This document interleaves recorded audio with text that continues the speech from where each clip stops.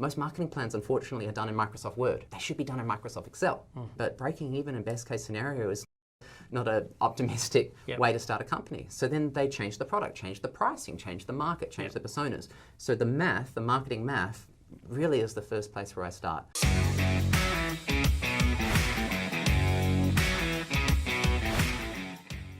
So Jeff, this is the first of a series that we're doing here at Think Lab, where we want to interview and get to know founders, get updates on their organisations, what they're planning for the future, and specialists. In Think Lab, over the last 2-3 years, the organisation has evolved so it no longer engages mentors for the more mature organisations. It more focuses on specialists. And you're one of the specialists, as am I. And we've known each other for a long time. We've done business together. We've worked together closely. So it's a pleasure to be here with you today and to share this with the community that would like to hear about your area of specialty, your experience, and your thoughts on the startup world ecosystem as it applies to marketing, digital marketing, and growth. Because as we'll hear in a moment, you are a founder, former founder yourself, founder at heart, I would say. And so maybe to get the ball rolling, if you could share with the group, with the community, a little bit about your background, your experience, walking us through your journey that's landed you with so much experience that you have and insight that takes you through to where you are today. Yeah, cool. It's an 18-year journey, which makes me feel very old every time I realise that. Yeah, I think it's really great to reflect on where I'm at and where I've been. I think that's a really healthy thing that everyone should do every year, and it's a good question. I love the fact that I was one of the first digital natives. I was really blessed. I'm so grateful for my dad, who gave me access to a computer at just 3 years old. So this is 1989, like Commodore 64, black and white, really old school. And I feel like that wired my brain in a way that was very technologically friendly. I discovered very early on in my schooling that as soon as you used a computer to do some graphic design, to do an assignment or a poster using computers, I always seemed to get a better mark, even though the content might not have been better, the presentation was better. So that really encouraged me to keep embracing computers. So I started adding video or doing assignments with websites, or trying to use that innovation of computer to differentiate me from the other students. And that then led into me becoming a 14-year-old web designer and graphic designer. My local hairdresser, I did some school projects, just finding whatever gigs I can get, $50, $60 an hour, which was great for a 12-year-old at the time. Huge. And that, I guess, introduced me to the world of business. My dad gave me a book, actually 2 books. First one was Rich Dad, Poor Dad. Yeah. Robert Kiyosaki. That's right, yeah. And the other one was Awaken the Giant Within, I think it's called, by Tony Robbins. Yeah. And those 2 books, I feel, were a pinnacle moment in my life. I read them when I was in Texas. So when I was 12 years old, I was on a student exchange with a professional choir, one of the world's best choirs, which taught me a lot of discipline and almost like being in a professional sports team. So we sang for George Bush, we sang on TV all the time. It taught me that professionalism. And when I read those 2 books, coinciding with that kind of experience of being away from home, being in a kind of a professional choir environment, it helped me to realize that if you take control of your life, if you design your life intentionally, you can get much better outcomes. And from that moment, I was always thinking ahead, always trying to design the next step.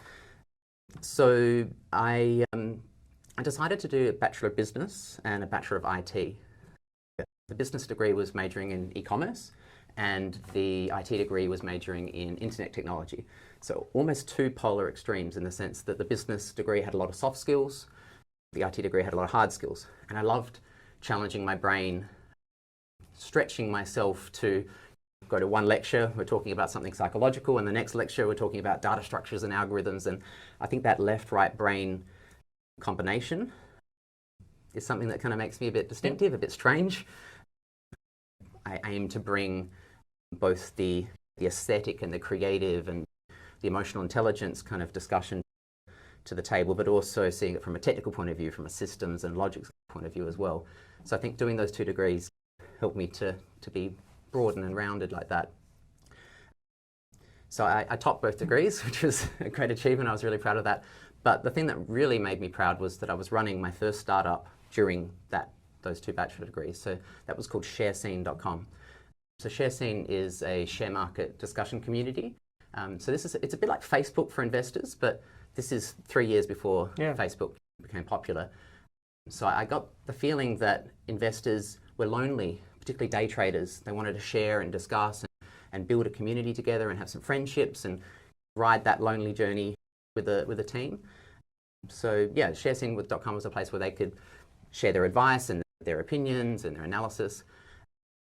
So I ran ShareScene throughout the bachelor's degree. Once I finished studying, came back to Adelaide because I studied at Bond Uni in Queensland, and started my second startup, which with my brother, which was called Zentech Web, and that was a web design. Well, at least it started as a web design agency.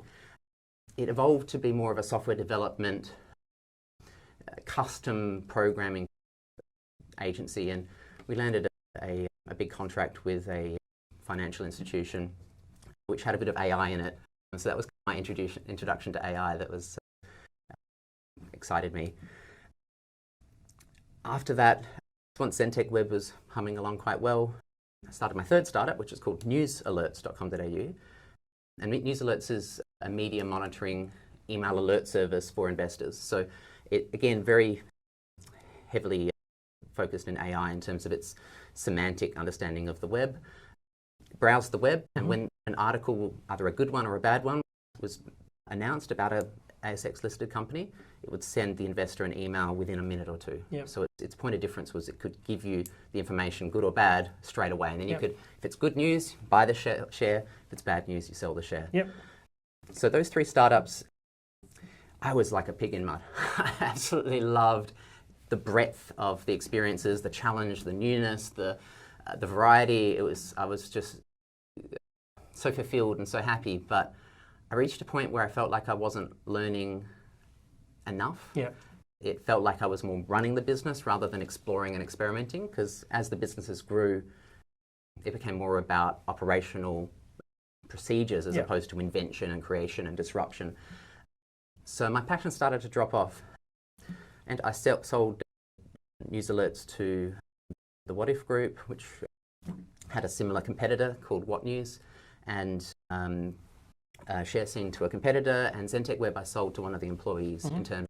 So essentially I had a clean slate, and it was such a relief to have all this new time and energy and opportunity to learn and create again.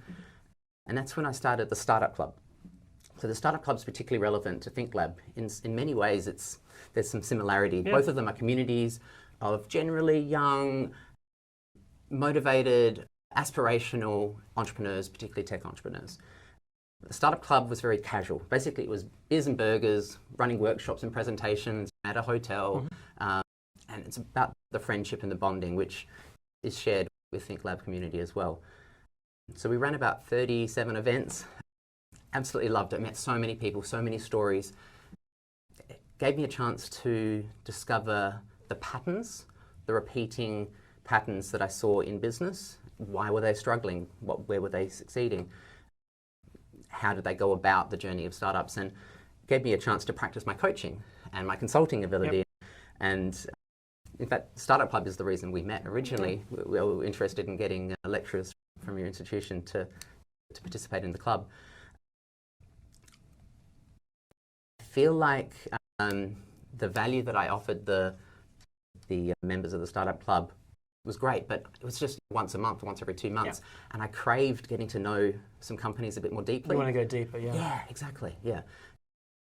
I loved the idea that I could take someone else's product and someone else's organization that has existing systems and people and HR and finance departments, and I could just focus on the area that I was most skilled and passionate in, which was just the marketing area. Yep.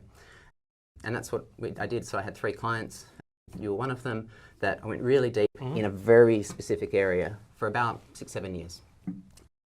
And that taught me the technical kind of knowledge of exactly the tools and exactly how to implement them and how to navigate difficult situations only within the marketing area. So that depth was refreshing, and it complemented the breadth of the three startups where I was doing everything. So I started off very wide, then went very specific, narrow. What I'm doing now over the last 5-6 years is a combination of both. So I'm using the breadth of being able to draw in my experience in technology and sales and recruitment, so some other kind of peripheral skills that surround my core strength of marketing. So still the breadth, and also the psychological side of the roller coaster of being an entrepreneur. But I'm also still going deep into the businesses at ThinkLab in helping with their marketing on an implementation and kind of operational level. Yep. So it's the balance of the two, and that's why I love it so much. Excellent. One of the things that I notice with the founders, a lot of founders that think, particularly when they have, the founder is very technical, right? They're technically trained, they're an engineer, they're a computer scientist, data scientist, and they've come up with a product, they've come up with a service, something they want to take to market. Yeah. The way I describe it is the first period of time is 90% building the product, 10% getting to know the market, and then over a period of time, that needs to swing, right? There is this grey area that it swings, and we're spending more time in market than we are really advancing the product. And that's what I tend to see. But what I found is a lot of organisations that are technically based struggle to bridge that gap. They really struggle to move into a stronger customer acquisition focus, a market-centric organisation. Have you observed that in your dealings with organisations at ThinkLab? And if so, why do you think that's the case? Yeah, it is a common theme at ThinkLab, but it's also a common theme in all of the startup environments I've been part of, including internationally as well. So the challenge with being a technical expert is that's your world, and you feel most valuable, and you're working to your strength when you're building the product and doing the work of your PhD, for example. The challenge is, and I've seen this, and I've had to help a few companies through this recently, that after maybe 2 or 3 years of technology development, they start doing some advertising, and they're like, we can't target our audience on Facebook, and the limited targeting we do have, it's too expensive, and people aren't staying on the website, people aren't filling in the box, and basically looking at a realization that although the product solves a really important problem, there isn't a path to market, there isn't a viability in terms of marketing. And it's very disappointing, and it can be quite demoralizing, like, what have I done with the last 2-3 years of my life? So my approach that I promote, for example, at the E-Challenge lectures, is not to do 90% of the product and then 10% of the marketing, but to do marketing and product development in parallel. And do, for example, what's called a smoke test, which is where you get a small budget, maybe $1,000, create a quick, nasty landing page with maybe a waiting list for your product that still explains the product and says, if you're interested, give us your email address. And doing that before you spend going deep into the code of the SaaS or going deep into the development of the tool. And then once you get the validation from marketing, do a little bit more in terms of product development, and then you have something, maybe an early beta that you could show. So it's the incremental approach, and that really mitigates risk, but it also helps you to refine the product. Yes. Because it's more of a customer-driven development process. And there's a few companies that are at ThinkLab at the moment in that difficult state where they're questioning, do we start again? Do we change? Do we pivot? And I find it very fulfilling to help them to, number one, improve their marketing so they get better results, but also to feed back the response from the market into product development as well. One of the things I notice that holds a lot of founders back is wanting to, whether they say it or not, but their actions show us that they want to stay in their comfort zone. Because it's hard. We all know it's really hard to learn new things and focus on other things. You always want to gravitate back to the things that you do really well, where you're comfortable, that you know you've been trained in. And what is some advice that you would give founders that are particularly, I guess, apprehensive? And they know that they need to put more time, effort, and energy into their marketing, their sales, their customer acquisition side of things. But time and time again, when you catch up with them, you find that what they've said they want to do and what they end up doing is slightly different. They've always found another reason to upgrade the software and work on operations and systems and processes and all that stuff, rather than actually focusing on the marketing and sales. What advice would you give founders that are caught in that trap? Yeah. The first thing I'd say is, I've got your back.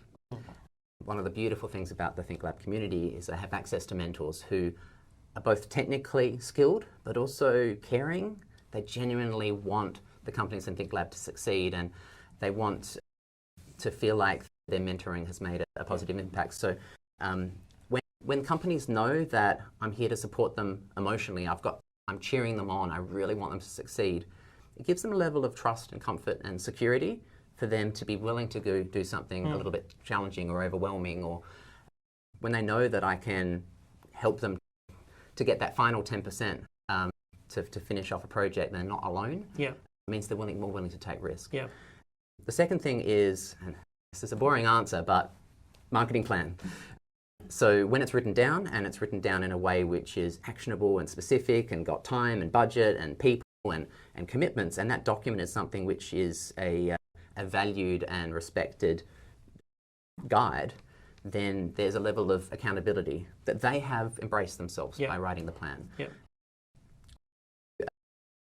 If you don't have a timeline, if you don't have targets, you don't have budgets set in stone, you can easily make excuses and go off in different directions. Yeah. But when they know that in the next month we're going to be opening up the plan, looking at the project list, seeing what's being ticked or not, and they know that I'm going to be holding them accountable with tough love, accountable questions, I find that their attitude changes, and it's thrilling for them to feed back to me that they're so proud that they've gone into a new territory and been able to do things they've never done before. Absolutely.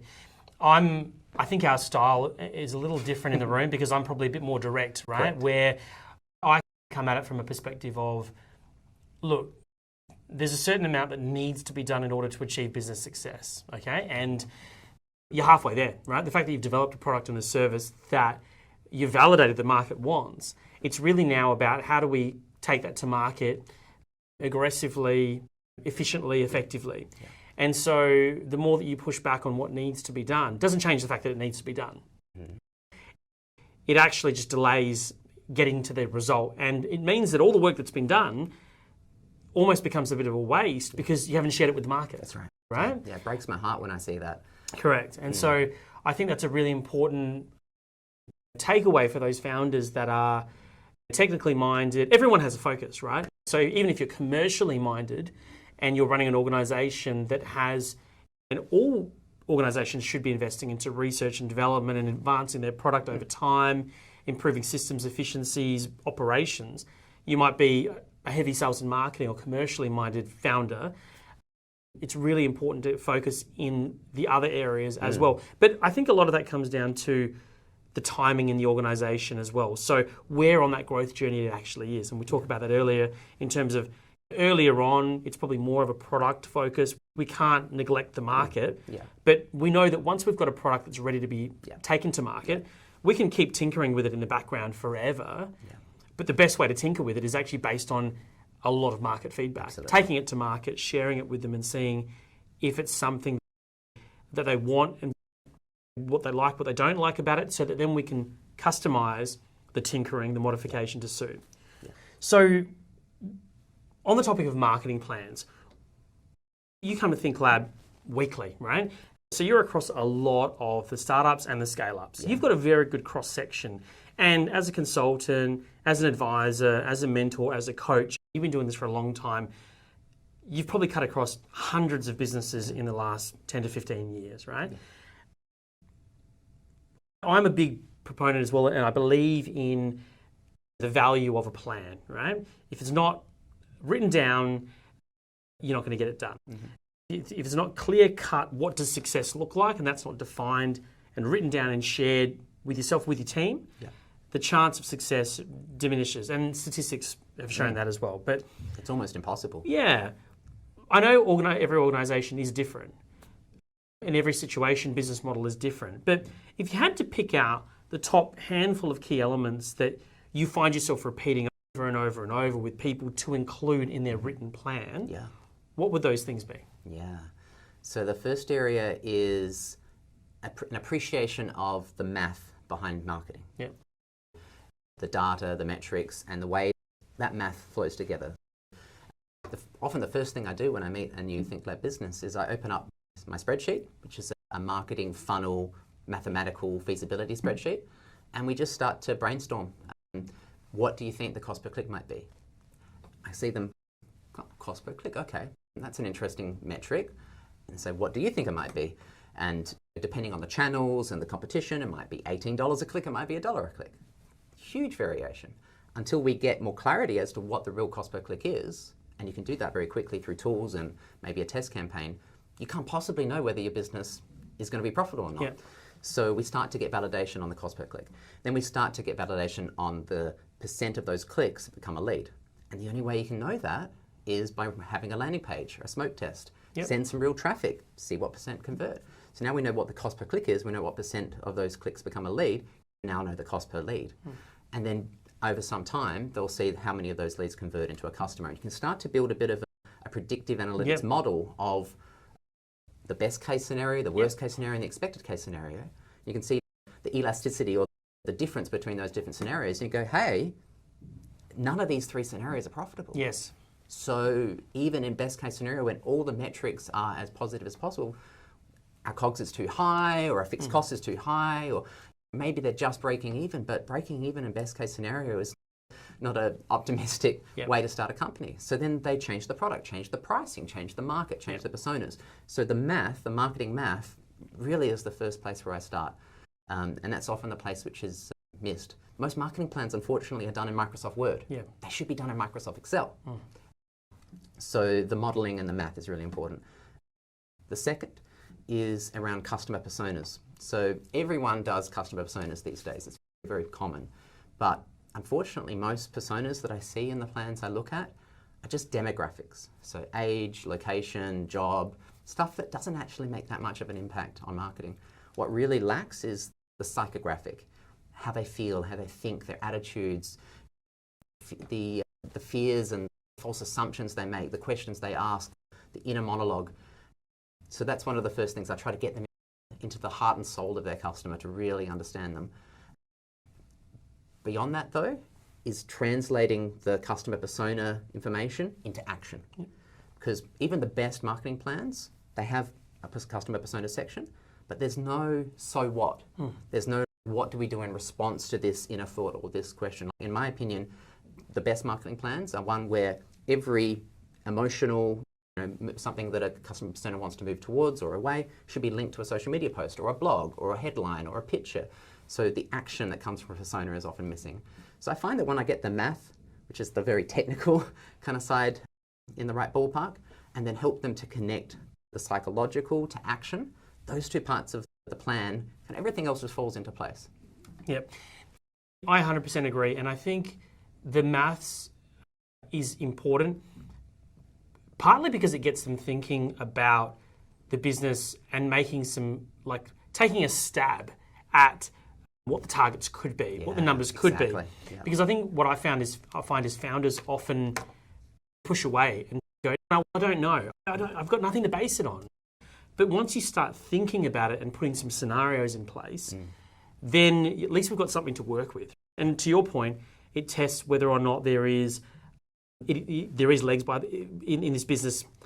Worst case, best case, is there a profitable model? We've got something to test against. Because at the end of the day, when we start deploying capital, investing into we know, look, there are some very clear gates we need to get past to see if this business has got legs. There's an organisation at ThinkLab called Captain. Do you know Captain? Yeah, I know them well. They were an e-challenge winner last year, the year before last actually, and they've gone through this process. And when I first had my first coaching session with them, I said, look, there's a lot to love about this business and the model, but there are a handful of what I would call business killers that we need to get through. And every organisation, every new startup has to, in my view, identify what they are. They are a set of assumptions which, if they fall the right way, you've got a business. And if they don't, you don't have a business. And it's better to know that really early before you've invested so much. So to your point, I think it's about being really clear what those gates or what those key assumptions are, both in marketing, sales, conversion, overall customer acquisition cost, even on the back end, the COGS, the overheads to revenue ratios, these sorts of things, in order to determine what is my go or no-go zone. Because if we identify them when we test against them as quickly as possible, we'll know whether we've got a business or whether we need to park this, modify it significantly, or move on to the next thing. Because you just don't want to see a founder spending years on something that fundamentally is flawed. We see some of that, but we try and encourage people away from it, obviously. And the beauty of programs like eChallenge that promote design thinking and lean startup is that the attitude is to test the market as early as possible. And I am seeing more and more positive behavior where they're getting validation on the numbers before they spend the 2 years building the product now in 2023 versus maybe 5-10 years ago. That's right. So it is turning, but there's a psychological reason why people don't want to test the market. It's because it's very disappointing to get the feedback, and they're passionate about the product. They love the technology, so they want to stay in their productive kind of sweet spot. But that's why mentors are there to gently push them to confront the reality as soon as possible. Absolutely. Sure. So Jeff, one of the things that I hear over and over from founders is, I don't really know where to start. I hear that around planning, but often they can find a way through that. But I hear it around financial modelling, because often a founder that's not used to operating in spreadsheets or has got basic accounting, cash flow modelling expertise, and there are obviously experts around ThinkLab that can assist with that sort of thing. Some have a good crack at it, some struggle. But it doesn't change the fact that they need to, the business needs this. So I'd imagine in the world of marketing and sales, I'm a generalist, so I cover quite a few areas. And one of the things I hear over and over is, we don't know how to do that, right? When it comes to digital marketing basics, sales basics as well, customer acquisition basics. And I'd imagine one of the questions you get over and over is, who can help me with that? Who can do that Every for me? single meeting. So the question I would ask that I think the community would be interested to hear more about is, what's your views about internal capability versus outsourcing? Are you an advocate of, you just need to do it, learn it all yourself and do it all yourself, even though that might take time? Opportunities might come and go. Or are you push it out and get other people to do it that know what they're doing, even though that will cost money, but you can get to market faster? Or is there a bit of a hybrid? What's your views on that? It is a case-by-case basis, and I'll try to explain the different kind of variables that go into this decision. So the first question is, how much marketing experience does the founder have?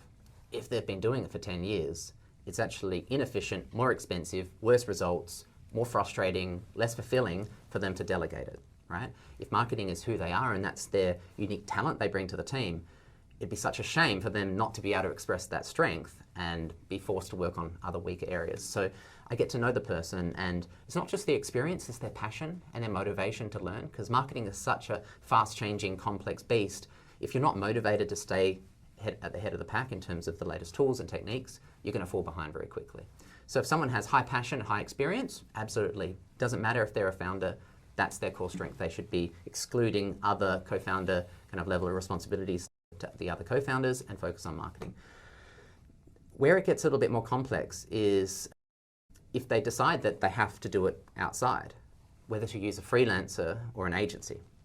And there's a big difference. A freelancer is usually a specialist. It's usually about half the hourly rate, so maybe $90 an hour on average for freelancers. And they're usually a specialist in one specific thing. So copywriting, that's all they do. Graphic design, all they do.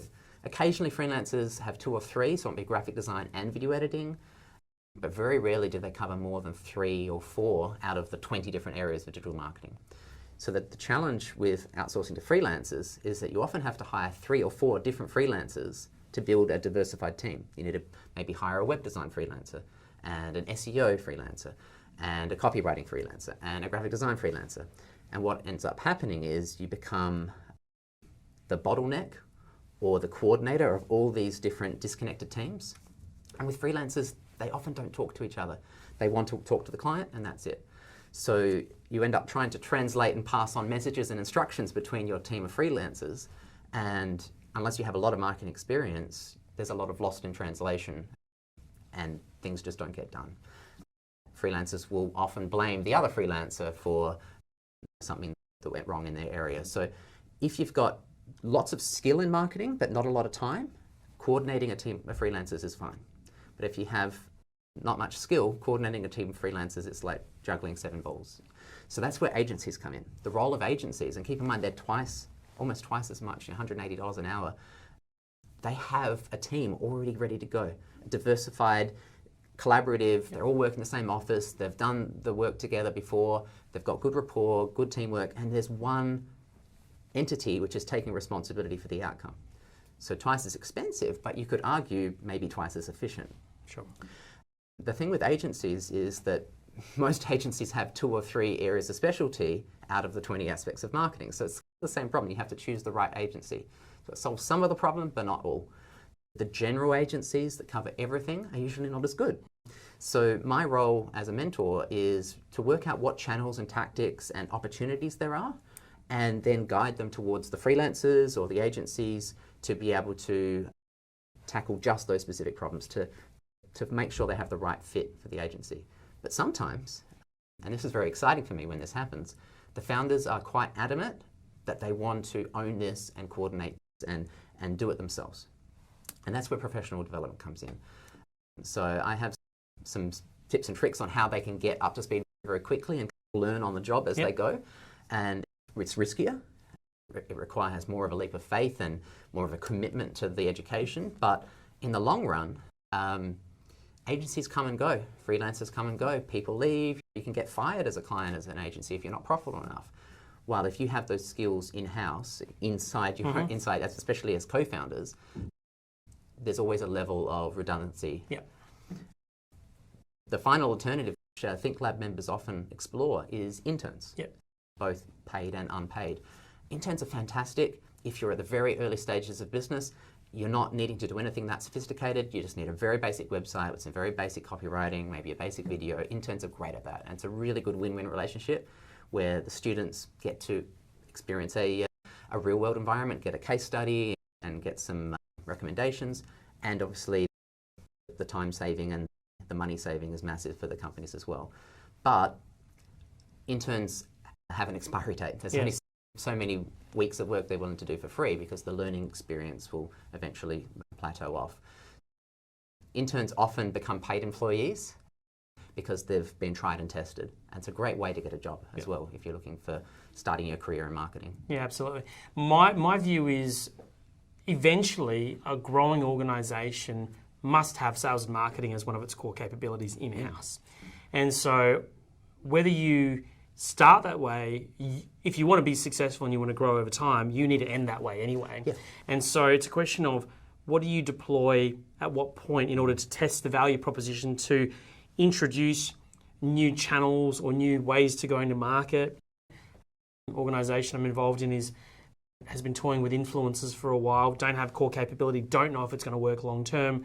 What do? Do we hire someone in that knows it or doesn't know it, incur that cost, there's a period of ramp up, it all costs money, opportunity cost, or do we just engage an agency, test, has it got legs or not? If it does, excellent. Now let's budget to bring it in-house. We've got some real numbers, we know what we can get to.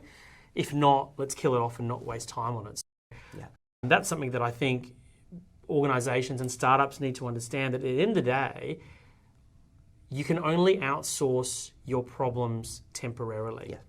If you want to be a growing, successful, long-term, sustainably growing organisation, in-housing capability, core capability and competence, sales, marketing, customer acquisition, retention, value proposition design, just like product enhancement, needs to eventually come in-house. Yeah. But there's a journey and there's a sequence of events, and understanding the pros and cons of each of the different types of teams will help you to navigate what to do first, what to do second. I guess that's my pleasure as a mentor, is to say, I think you should do freelancers and then try to do it in-house. If you can't do it in-house, then go to an agency. Absolutely. And even to negotiate the relationship with the agency, because often they're open to performance-based rewards. So like a commission structure or a profit sharing structure. So that might be more financially efficient for a startup which has less money, but willing to give maybe shares, maybe offer equity to the agency in return for a subsidized work. So even if you're bootstrapped and unfunded, there are still ways to be able to negotiate the right team at the right price. Absolutely. Okay, so Jeff, one of the things that I've heard from many organisations I'm involved in at the board table and when dealing with the CEO and dealing with some of the marketing and sales team members is ChatGPT and what that represents, right? Is it a threat? Is it an opportunity? The comments that I've heard so far were it started off being viewed as a threat, but now organisations are seeing it as an opportunity. One in particular that has a very large digital marketing spend, produces lots of adverts, has been using it to accelerate the production of its content in more generic terms and then customizing it, so helping speed that up. But there is still a lot of questions out there around ownership, around IP, around replication of results. What's your view? Do you see, in the startup landscape and as applicable to ThinkLab founders in particular, what do you see? What's your view on ChatGPT? Do you see it as an opportunity or a threat? It's definitely both. Yeah. And if you don't exploit the opportunity and ride the wave, it will be the death knell. It will be a very significant threat. It's the important thing to realize is that ChatGPT was a surprising success. Even OpenAI had no clue that it would capture the imagination of the public in the way it did. They released it as just a research preview, just a way to get more feedback from the community so they can improve the models and the algorithms. The thing that made it hugely successful is, number one, it was public, so it was free, anyone could access it. But the second thing is that it was conversational. And it's the conversational nature where you can ask for updates or do that in a different tone or convert that to a table. It was so natural and intuitive that it gave people this feeling of being heard and being able to refine the process. That was probably the big driving force behind it being successful. The thing is, ChatGPT is still a research preview. It's not a product. Yes, they are charging $20 a month for the Plus, but it's so immature that it's just the beginning of the beginning. It's the equivalent to, I don't know if you ever use the computers with DOS, with the black and white screen. That is what ChatGPT is today. In 6 months, it will be Windows 3.11. Another 6 months, it'll be Windows 95. It's still got so much room to grow. So when people say, oh, ChatGPT, it's too generic, it hallucinates, it comes up with, yeah, this is like bleeding edge tech that was released to the public long before it was actually a stable product. So I'm a true believer that most of the limitations, the challenges, the restrictions in terms of the memory, the limited memory that it has, the limited output size, all those things are going to be overcome in just a matter of 6 to 9 months. And that's where the threats start to go down and the opportunities start to go up. Yes, there's a lot of really interesting conversations around who owns the copyright. There's an interesting case in the US at the moment saying that maybe no one owns the copyright. Not OpenAI, not the company that used it. This is pioneering, bleeding edge kind of controversial territory where does OpenAI even have the right to be able to machine learn on the internet without giving the creators of that content a commission or royalty? Big questions. And I absolutely am thrilled to ride this roller coaster of controversy and opportunity. It's something that's bringing me a lot of passion. And I've applied ChatGPT in 10 businesses now. So I've done about 100 hours of work with 10 businesses. And pretty much every single time, the first reaction is, this is rubbish, right? It's generic. It just seems neutral and a bit blasé. But as soon as I start teaching them prompt engineering, which is how to give really precise instructions to be able to change the tonality or the scope, or even just simple things like act as an expert consultant in marketing, like just to set the tone and to communicate to ChatGPT what kind of scope and mindset they should use. Just little things like that can completely change the quality of the results. So it's a partnership between the prompt engineer and ChatGPT, and the better the prompt engineer, the better the output. And that's what companies are learning now. Prompt engineers is the fastest growing job type in the world right now. Yep. 300 grand a year to have someone who really understands the intricacies of how large language models tick and how to elicit the best result that is the most accurate and most rich, so they can literally just do a little bit of human refinement and publish it to the web. Yeah. But it's gonna change everything. It's a completely different game now. with completely different rules. Basically, SEO is completely going to be turned on its head, where the only thing that Google will have as a signal as to whether it should rank high or not, is it linked to a LinkedIn profile? Yes. Is it definitely proven to be written by an expert that has authority and experience? So it's going to be very difficult to rank any kind of ChatGPT type content in the future. Google is having to reinvent its algorithm, but at the same time, it's with Bard, it's Google's own chatbot, having to potentially sacrifice or compromise on its own ad revenue in order to stay relevant. Yep. So it's an exciting world, both a threat and an opportunity. It just depends how you navigate the next 6 months. Would you go as far as saying that every founder of an organisation should at least be considering playing with, tinkering with it to see whether or not it's got application in their organisation? It definitely has application in every organisation because ChatGPT is a generalised tool. Yep. So it can do everything from creating a job description to creating code to coming up with a slogan or ads. Basically every single area from customer research to legals to... there's no doubt it has application. In fact, it has too much application. The advice I give to founders is don't get addicted. That's the warning I give people, because when people start doing prompt engineering in the correct way and they start seeing the time saving and the creativity, their world opens up to them, and people can become quite obsessional, spending so much time in ChatGPT, not going out to market, not talking to their team. So I say yes, 1 hour a week, use these prompts, touch base, but limit yourself to that. Yes. And you can achieve incredible things in just 1 hour. Yep. You can create a 70,000 word ebook in 1 hour. But quarantining the time, exploiting its power, but not letting that power become all-consuming force. It's a bit like the ring from Lord of the Rings. It's great. With great power comes great responsibility. Jeff, as mentors, as coaches, we tend to repeat ourselves quite a bit in sessions because the issues, regardless of the organisation, the business model, the target market, it's business. Yeah. It's delivering quality service product to a specific target market in exchange for some sort of commercial return. That's the essence of it.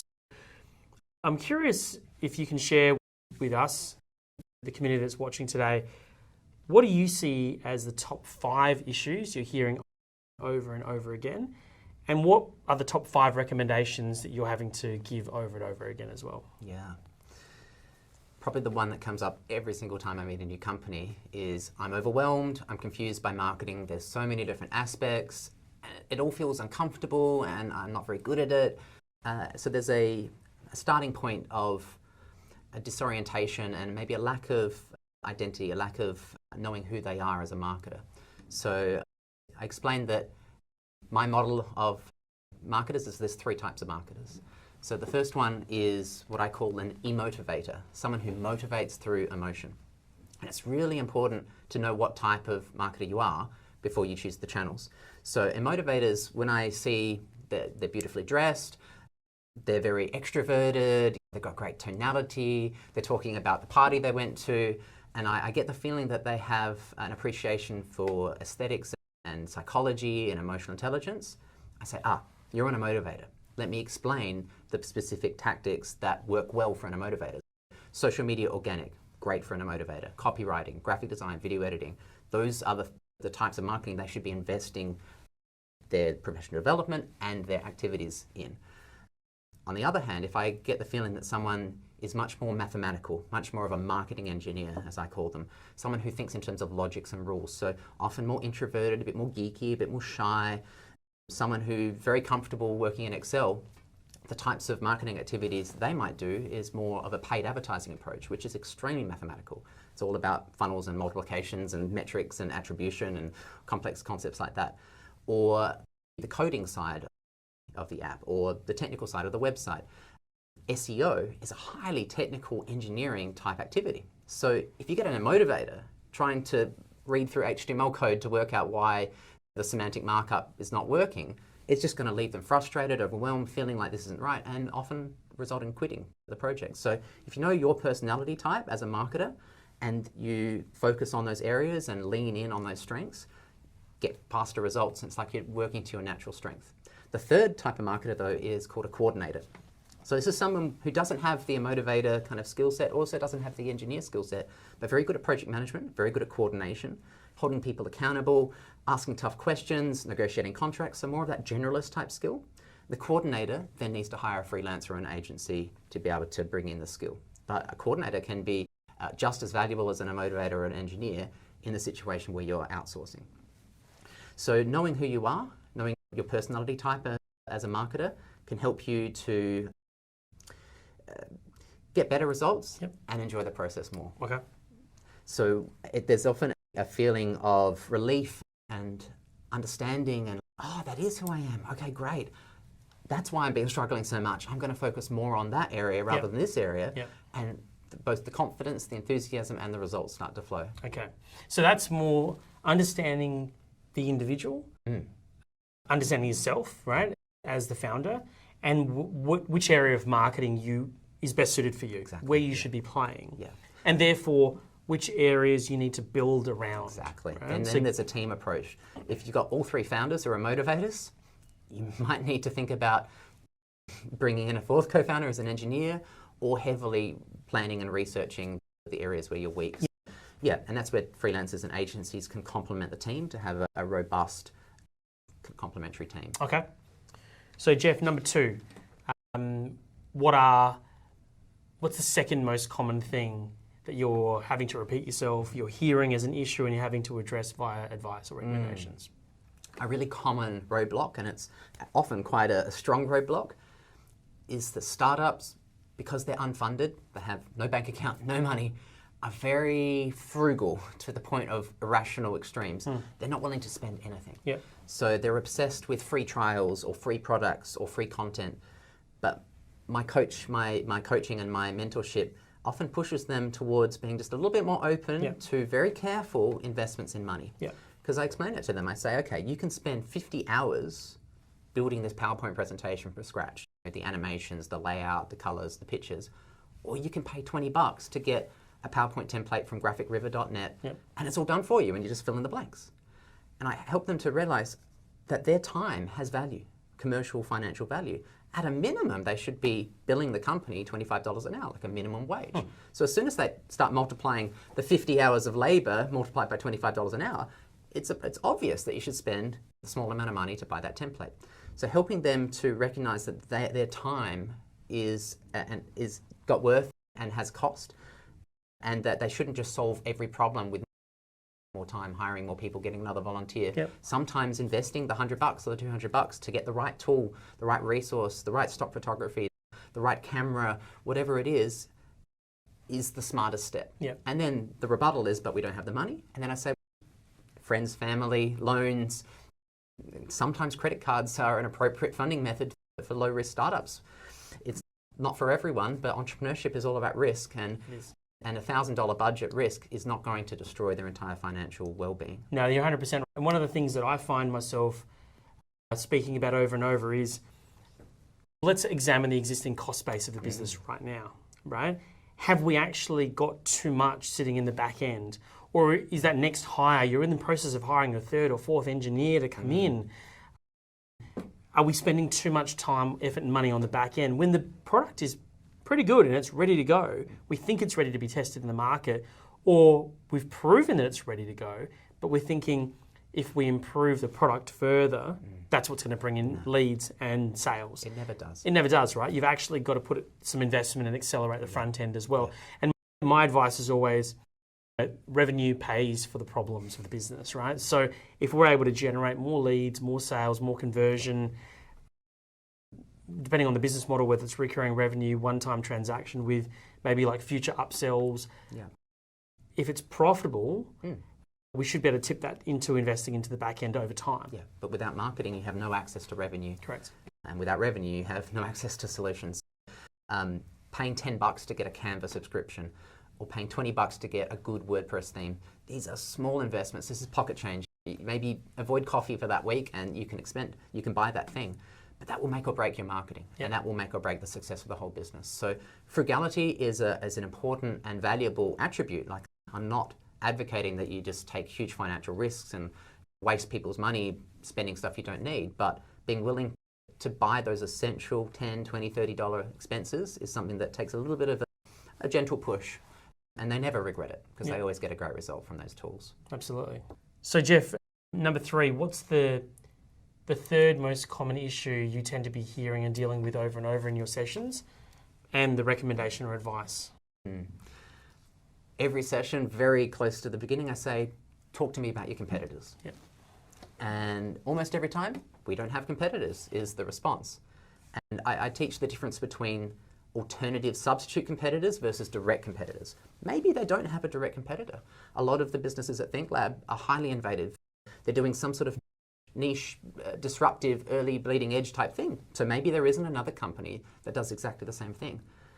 But once you understand the persona, you can start to see that problem is solved in 15 other ways, in 15 other places. It's been a problem for 100 years. It's been, in some ways, satisfied by the competitive forces out there. So helping them to recognize that, yes, they do have competitors is a difficult hurdle. The second hurdle is giving them the emotional, psychological support to be willing to explore those competitors, because it's very scary, particularly someone who's maybe invested 100 grand of their money and 3 years of their time, to just type in to Google the search phrase that they expect their customers to type in and see all the ads and see all the competitors and see all the amazing videos and presentations. It can be quite demoralizing. And that's why they don't want to acknowledge the fact that they have competition, because they don't want their bubble to burst. And I totally understand that. I've been in that situation myself where it's just too scary. It's just too overwhelming to confront the reality that the competitors are doing better than you and they've been doing it for lots of time.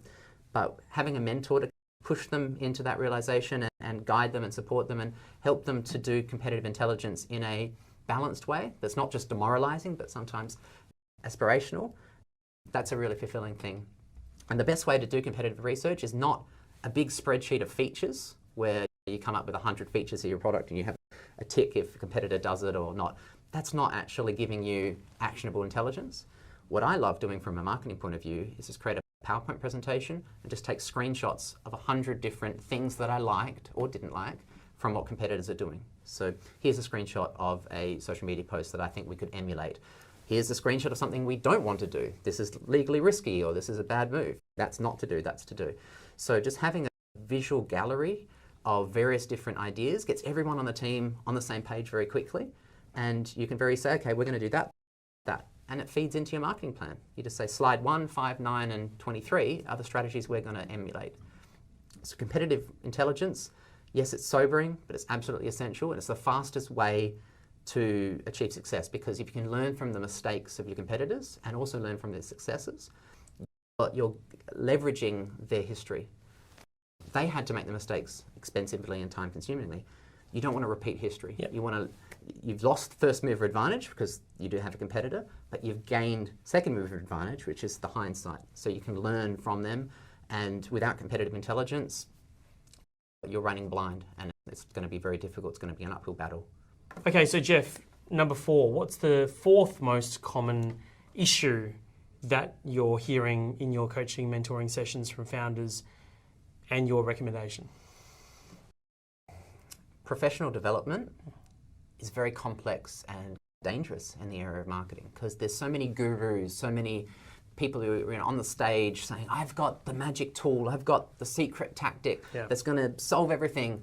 And they're very persuasive and very enigmatic and charismatic. And because founders are so overwhelmed, there's so much uncertainty, it's very seductive to hear this dream scenario saying, all you need is this tool and it will solve your problems. So I find that founders are attracted to a very specific way of thinking because they've studied one person and excluded everyone else. My attitude with professional development is to go as broad as possible. So it's more complex and there's more moving parts than just trusting one guru with one tool. But having that diversified attitude helps you to see the patterns, helps you to exploit the opportunities. And most of the time, one size does not fit all. Having a diversified professional development will help you to really mold your tactics to the business situation, the competitive landscape. So there's 3 places I always recommend people to go to learn quickly. The first is called Blinkist. it's one of those 15-minute book summary audiobook type things. There's lots of them. So Blinkist is, I think, the best, but any of them is great. The reason why Blinkist is a really powerful tool is it relies on someone else to summarize and condense it down. So you can read essentially 2 books on the way to work and 2 books on the way back home. And every time I'm driving, I'm either listening to a podcast or a Blinkist summary. Blinkist is great for those fundamental strategic type marketing concepts, but it's not up to date. It's not technical. It's not going to teach you how to do Google Ads, for example. It would teach you the concept of advertising and copywriting. So for more specific technical skills, you need a more specific technical course. So LinkedIn Learning is a great place to get the basic surface level understanding of a technical concept. And one of the greatest things that the state government does is if you have a library card, you have free access to LinkedIn Learning.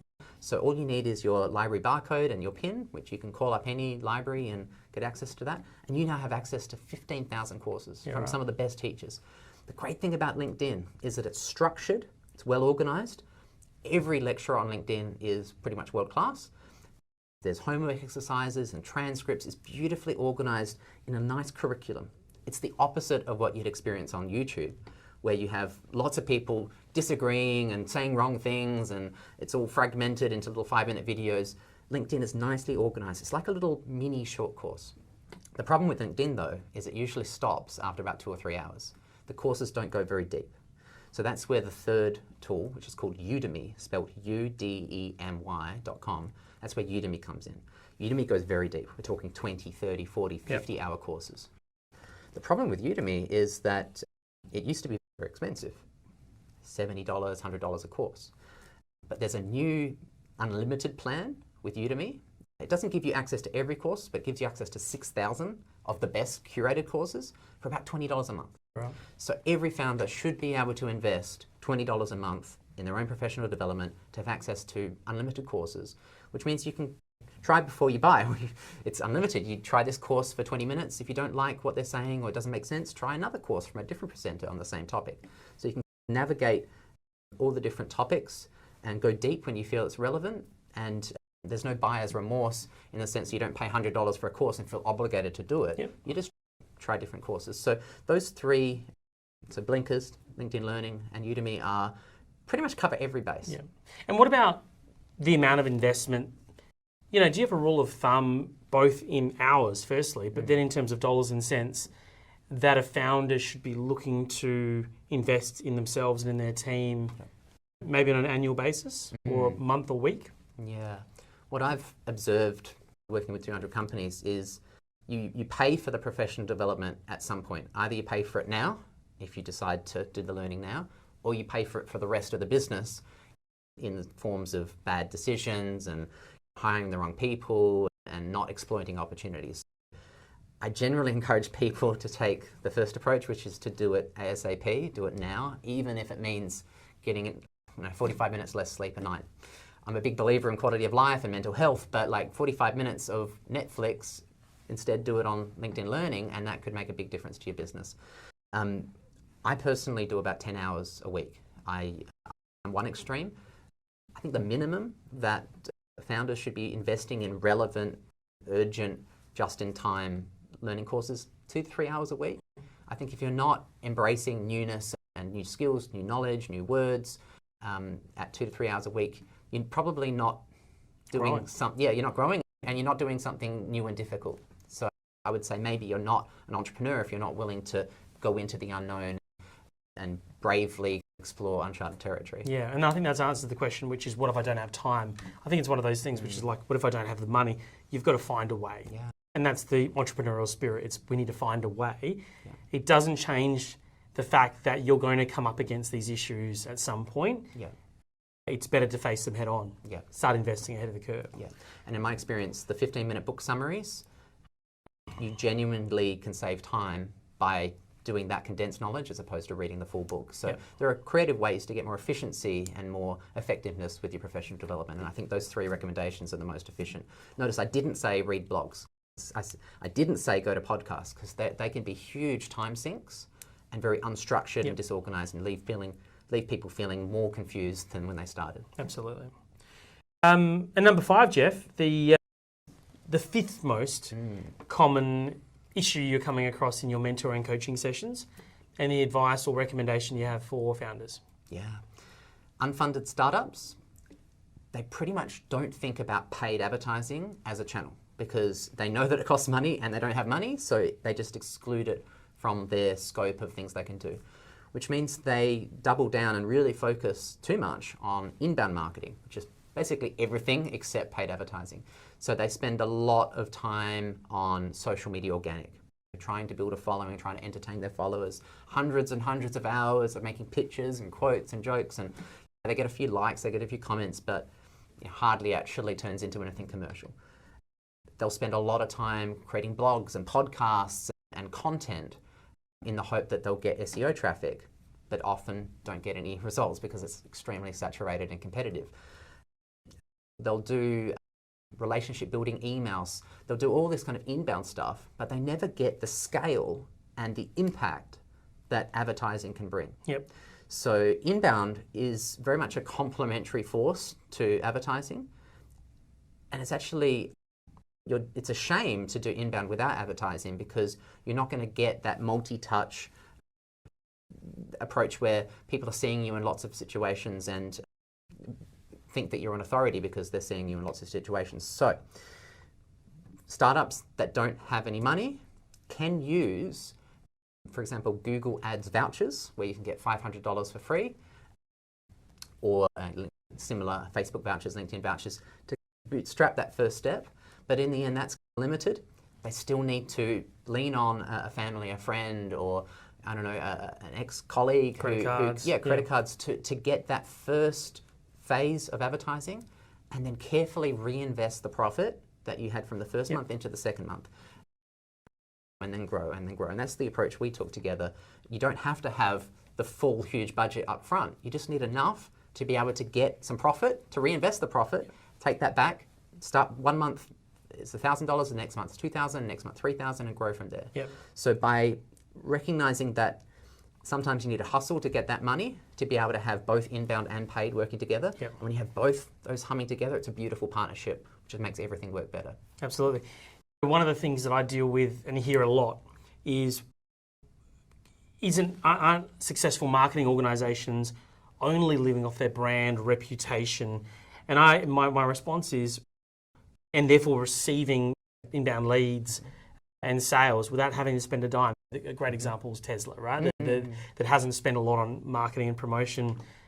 I think up until even recently, it was $0 they claimed. And what I say back to founders is those examples are few and far between, right? Yeah. And there's a long route. The inbound can take time, cost a lot of money, and actually be quite variable in result. Absolutely. Whereas if you're looking to test quickly and determine, has this proposition got legs? Yeah. If you're looking to move the dial on lead gen, conversion, sales and marketing quickly, get the ball rolling. We've got to spend some dollars. We have to get some investment happening to test this quickly. Yeah, absolutely. Yeah. I can't justify a 2-year SEO plan until I know that the keyword we're trying to target is profitable. And you can know within 30 minutes by using Google search advertising as to whether that keyword actually drives good traffic that converts. Once you know for sure you've got the business case, then you can think about the long plan of SEO and the long break even. So in some ways, pay-per-click or paid advertising is like the flashlight that you're trying to explore the opportunities. Is Facebook better than Instagram? Is Instagram better than TikTok? Is TikTok better than LinkedIn? You can answer those questions really quickly with advertising, so you don't spend hundreds and hundreds of hours trying to build an audience that never converts into anything commercial. Yep. Okay. So Jeff, for the benefit of our community that's watching today, could you give us a quick introduction to yourself and what you offer the founders at ThinkLab? Yeah, absolutely. Without a doubt, ThinkLab has been one of the most fulfilling processes for me. I love being able to help all companies from ThinkLab with their marketing. I focus mainly on digital marketing, but I look at the strategic fundamentals as marketing as well. And sometimes we go a little bit outside of that scope to look at sales automation or CRM systems or maybe around technology, but marketing is my main focus. So my background, the last 18 years, marketing has been the consistent force. So right at the beginning, I founded 3 startups and I grew them to a reasonable size, nothing huge, but I was able to sell all 3, which was a great milestone for me. And then after that, I focused on 3 specific client companies, only in the marketing. And I helped to grow those 3 companies, and all 3 of those were sold as well. And then the last 6 or so years, I've been focusing only on coaching, training, mentoring. So I don't implement anymore. Instead, I get a real buzz out of empowering and training and helping other people to become marketers themselves. And that's very much the essence of what I do here at Think Lab. I meet with them once a month for maybe an hour, and it's on them to follow through and implement and take the strategy and make it real. And it's really quite exciting to see my ideas and my attitudes have a birth of its own inside the company and take a new path. Yeah, I really love the attitude that Think Lab members have. Out of all the consulting that I've done, I've found that they are the most receptive, the most hungry, the most committed. They're also very open to criticism and constructive advice, and very humble and open and aware. And that just makes my role as a mentor even more fulfilling, even more enjoyable. Every time I see a Think Lab meeting in my calendar, my heart raises. So yeah, I really appreciate it. And I think it's one of the most valuable services that a co-working space or an incubator can offer, which is that perspective, that wisdom. And it's obviously not just me, there's a whole mentor team of specialists. It's extremely good value for money. I think it probably works out to be like 5 times less than what companies would have to pay for me externally. So I think that's a really great resource that Think Lab offers. Absolutely.